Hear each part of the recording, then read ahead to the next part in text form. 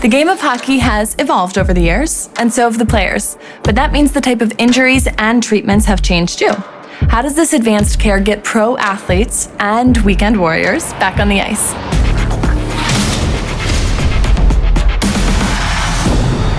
This is the science of St. Louis Blues hockey. So how long have you been a team physician? One of the benefits of growing up in St. Louis is being around the team since they were here in the late 60s. And for the past 26 years, I was able to work with the team, and I'm supporting them every step of the way in everything they do. So how has the style of play evolved? Over time, the players have gotten bigger and stronger in all sports, but especially in hockey. The play is a lot faster, there's more hits, there's more physicality. I think one of the reasons for that is because the players have what they perceive as being better equipment.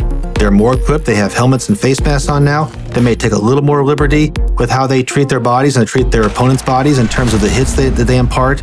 What were the most common injuries? For example, back then there was no demand that you had to wear helmets. The goalies were not even always wearing face masks. There was no rule for that up until the late 70s and early 80s. And so we saw a lot of facial lacerations. Just putting a face shield on that covers half the face has considerably lowered the risk of eye injuries from lacerations. Keep in mind, back then we had no MRI.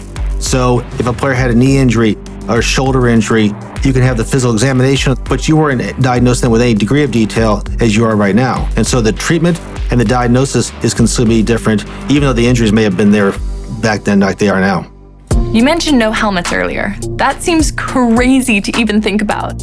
What kind of game changer was that for the sport? I think the biggest game changers in terms of equipment over the past several decades relates first of all to the mandatory use of helmets and a face shield. One thing that we talked to an older Blues coach who played back in those days, they'll say, Doc, we never had concussions when I played. And I responded, well, you had concussions, you just didn't know you had one. And so a lot of these injuries were being undiagnosed. How has orthopedic care advanced over the years to get our players back on the ice faster?